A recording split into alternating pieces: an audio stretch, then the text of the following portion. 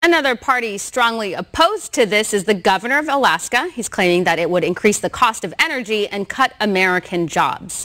Join me now from Dallas, Texas, financial expert and co-founder and chief strategist of GDP Advisors, Seth Denson. Seth, I think this is a terrible move and a terrible conversation to even have, because Biden doesn't talk about how they're going to replace those jobs that are lost, the cost of oil, how that will go up, and even Canadian officials are stepping in saying, like, don't do it, Biden, don't do it. Yeah, there's a number of people that are going to be impacted negatively by this. For the economic impact to our lower and middle class, who is going to see their energy costs go up, to those jobs that are lost that you've already mentioned. Not to mention the environmental impact here. Oil still has to get from part A to part B, or point A to point B, I should say.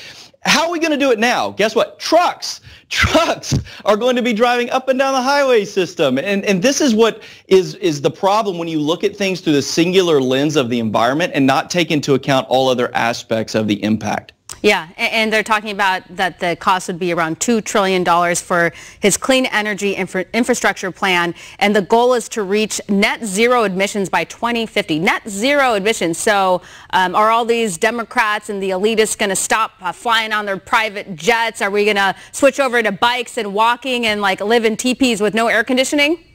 Yeah, it's not likely. And again, there's so many things that have to happen economically for that to occur. And those that are going to get squeezed the most by this are the lower and middle class. You know, the people that Democrats are constantly saying they're out there fighting for, they're the ones that are going to get squeezed the most out of all of this. Yeah, and there's also discussion about a $15 minimum wage. You think how that's going to impact businesses. Of course, you know, $15, that's great if these businesses can afford to pay people that. But you think a lot of the restaurants where they have like younger folks, high schoolers, college students, who for them it's kind of like their first job.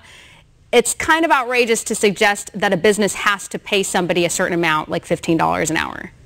Well, and again, I'll go back to the economic impact of this, right? I mean, we can look to the state of Washington when they rose theirs to $15. You know, it's estimated that there were roughly 3.5 million jobs that were lost as a result of this. And these are jobs that go to help people that need to have dual incomes or maybe that supplemental job. It also impacts the price of goods because for many employers, they have to raise and inflate their prices to offset this. And so, listen, I'm all for people making more money, and I'm okay with the conversation of us raising the federal, the federal level. That being said, doubling it in one fell swoop and treating each state equal. The cost of living in Washington state is very different than the state of Mississippi. And so we've got to make sure that we're not doing this broad brush approach. Yeah, we're seeing a lot of the memes and pictures on the internet of like touch screens and whatnot, and that's kind of what happens when you go the $15 minimum wage.